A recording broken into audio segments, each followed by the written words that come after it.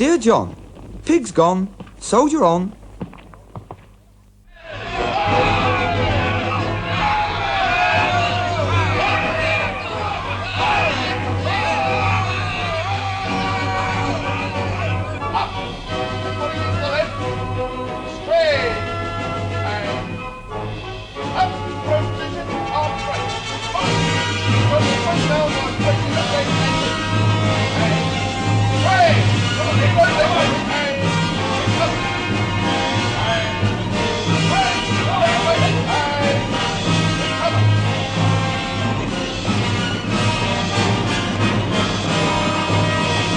The care of the feet after marching, or more likely after long continuous hours in the clammy slime of the trenches, was obligatory, an officer's task to attend to it. Sanitation and hygiene were matters for serious observance, as far as possible. He was carrying 2 full latrine buckets. I said, hello, Evan, you've got a pretty bloody job.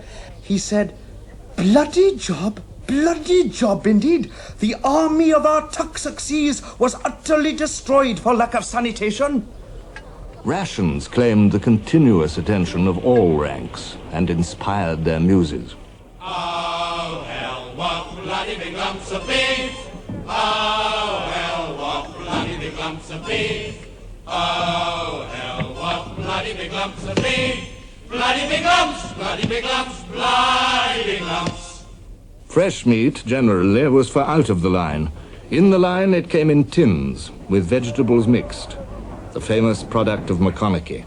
Oh, a little bit of everything got in a tin one day, and they packed it up and sealed it in a most mysterious way. And some brass that came and tasted it, and won my senses, we shall feed it to the soldiers, and we'll call it Pen and Bleed. And all the time, training for the imminent battle continued. The moment was approaching. There was much to do. Now, in 1916, the British Army gained familiarity with the worst of its afflictions. When you came out of the line, you were mentally tired, but you were also physically tired, and you hoped you were going to get a rest. But you usually did not get much of a physical rest, because almost every night you had to go on working parties up to the front line, of which the great secret was that for the last mile everything had to be carried by hand. And somehow or other, you had to get up to the front in silence and in darkness, food and ammunition, drinking water, trench mortar ammunition, duckboards, planks to make dugouts with, posts, and worst of all, coils of barbed wire.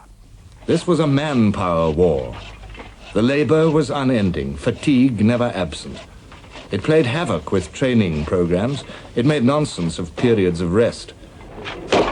It was rather appalling, really, to see some of these chaps laying down asleep after they come out the line after 4 or 5 days, fatigued, beat to the world.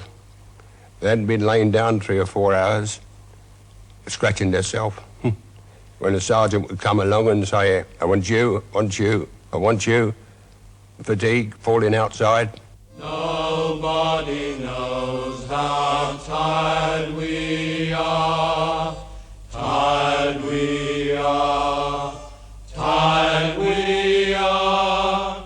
Nobody knows how tired we are, and nobody seems to care. Nobody knows how tired we are, tired we are, tired we are. Nobody knows how tired we are, and nobody seems to care.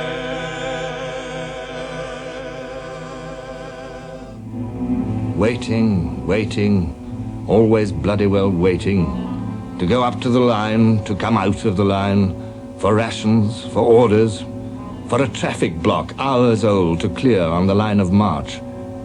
And what an extraordinary thing it was. Whenever you were really stuck and getting to the end of your tether, it was always raining.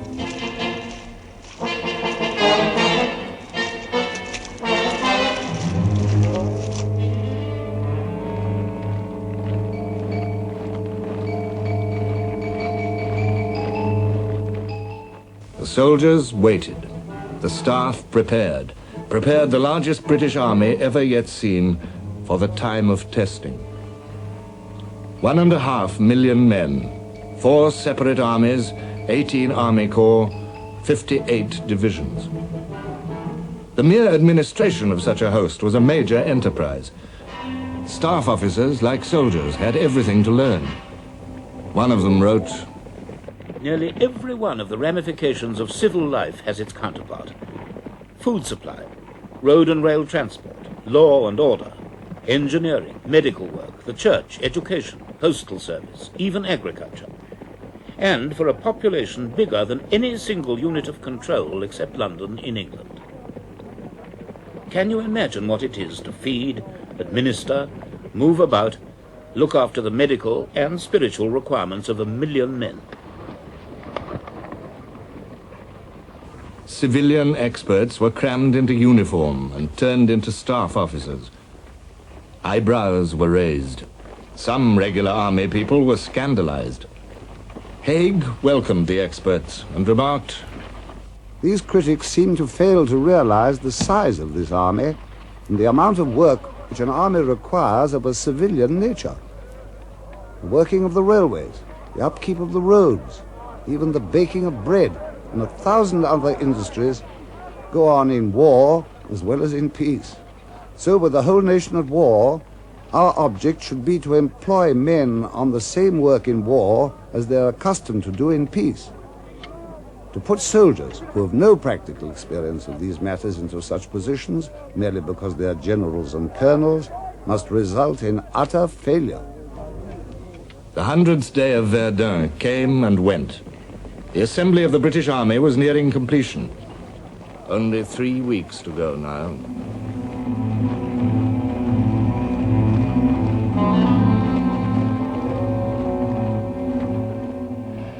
The Royal Flying Corps expanded to 27 squadrons. In May, they began to win air superiority over the Germans.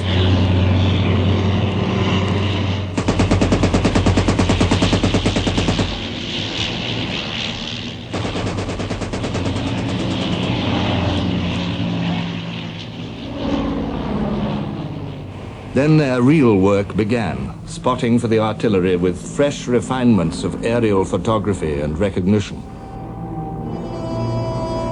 There was no mistaking the difficulty of the task ahead. Haig wrote, "The enemy's position was of a very formidable character.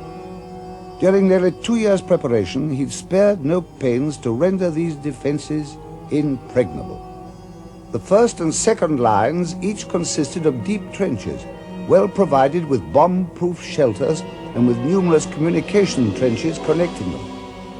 The front of each line was protected by wire entanglements, many of them in belts 40 yards broad, built of iron stakes interlaced with barbed wire, often almost as thick as a man's finger. The numerous woods and villages in and between these systems of defense had been turned into veritable fortresses." In the early summer of 1916, the project didn't look impossible. Swelling numbers and a sense of new power gave the army confidence. In this war of guns, at last, British production was approaching the army's needs. In July, there were 4,338 British guns in France, nearly 1,000 of them heavies. The munitions programs were at last bearing fruit, and the shells poured in. Vast dumps appeared by the roadside and vanished again under camouflage. The depot at Rouen alone handled 3,500 tons a day.